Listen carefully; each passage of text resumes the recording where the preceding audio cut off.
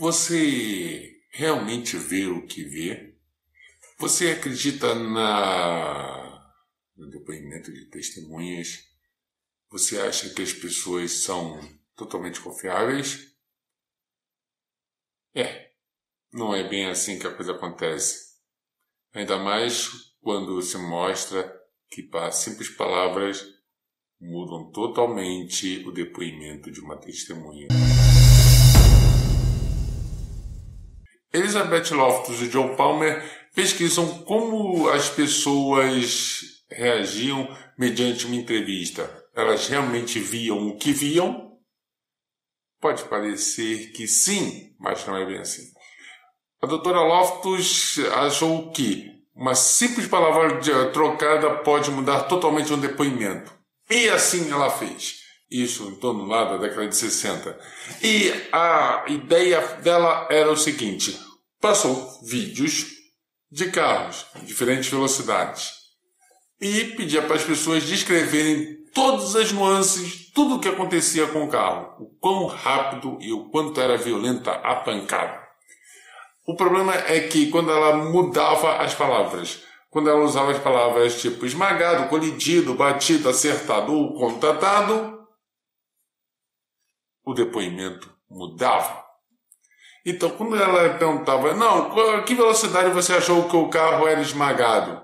E as pessoas davam uma velocidade muito maior do que quando ela simplesmente dizia a que velocidade o carro foi contatado. Isso levou a um artigo científico chamado Reconstruction of Automobile Destruction, que é a reconstrução de uma destruição de um automóvel.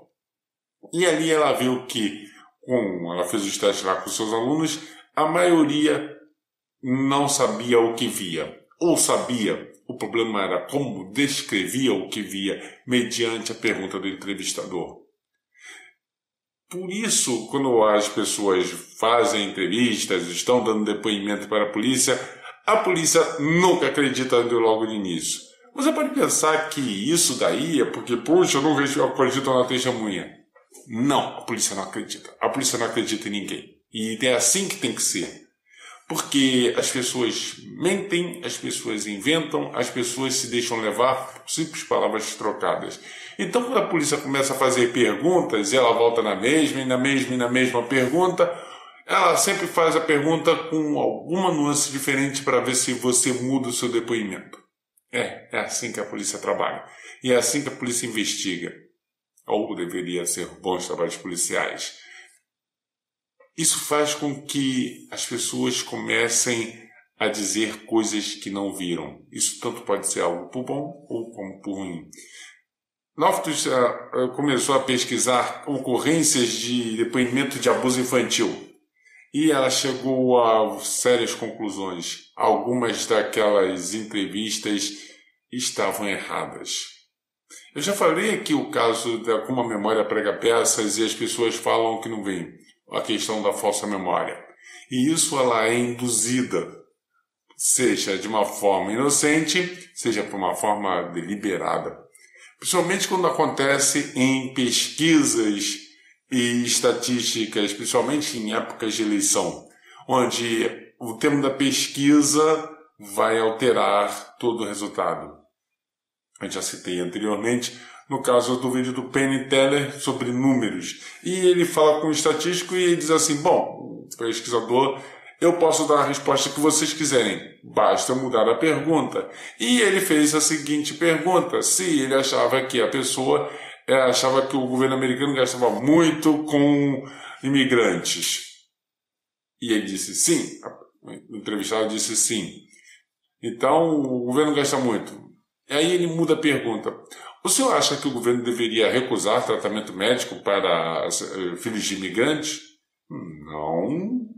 O senhor acha que a educação deveria ser vedada para filhos de imigrantes? Não.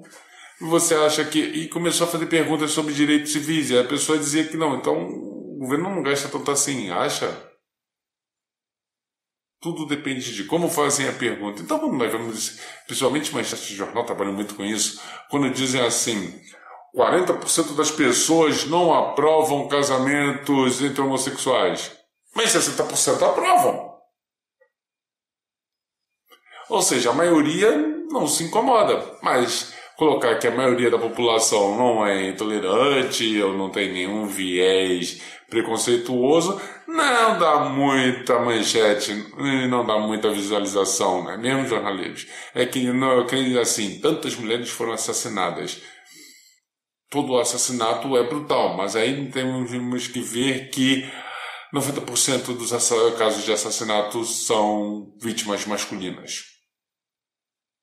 Uma pessoa assassinada é trágica, mas quando você leva em consideração que uma é 10%, outra é 90%, mais de 90% não geram impacto na matéria. E nem quando fala que o Brasil é o pior lugar para ser mulher. Mas ninguém quer ir para a Arábia Saudita, né?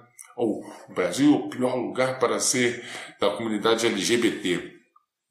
Infelizmente aqui não está em patamares muito aceitáveis, mas em compensação nós estamos bem melhor do que a Arábia Saudita ou países árabes que jogam gays do alto de prédios, ou queimam, ou matam a facadas. O Brasil não é o melhor país do mundo, mas ele é melhor do que muito país aí. E isso, mediante as pesquisas, vão alterando a visão do eleitor. Vão mudando a visão da população, vão visando alterar a percepção de todas as pessoas. Quando você vir e achar que viu o que pensa que viu, pense bem, o que eu realmente vi? E mediante a mudança, você vai ter muitas surpresas. Como teve surpresas também que, no caso de um caso de abuso, que a doutora Loftus, ela ficou querendo saber, ela tinha ideias de que aquilo era tudo invenção, tudo mentira. E daí ela pesquisou e viu que o caso de abuso não existiu. Era um depoimento errado, mas ele tinha sido induzido. E acabou sendo processada pela suposta vítima, que achou que ela invadiu a sua privacidade, quando os dados eram de reportagens e de entrevistas dadas. A única coisa que Loftus foi punida judicialmente, apesar de terem movido uma ação de quase 500 mil dólares, foi que ela se fez passar pela assistente do médico que atendeu a vítima, quando não foi o caso. Fora isso, eram todos dados públicos. E isso ficou mostrando o quanto casos de abuso infantil devem ser muito investigados, para não haver o caso, como eu já disse, da escola base, onde simplesmente as pessoas acharam que aquilo era um lupanar, um manto de perversidão e pedofilia. Isso foi destruído a vida das pessoas, dos donos da escola base, eles nunca mais se ergueram. A Folha de São Paulo foi processada, rolou muito tempo até pagamento da indenização, que não foi lá essas coisas. E ficou tudo por isso mesmo. Então, vítima podemos ter dos dois lados. Não que todos os casos de abuso sexual sejam invenção, não. Mas não é por causa disso que as pessoas não podem cometer erros com depoimentos falsos, sejam intencionais ou não. Pense nisso quando você achar que testemunhou algo. Esse é André, do seu ceticismo.net.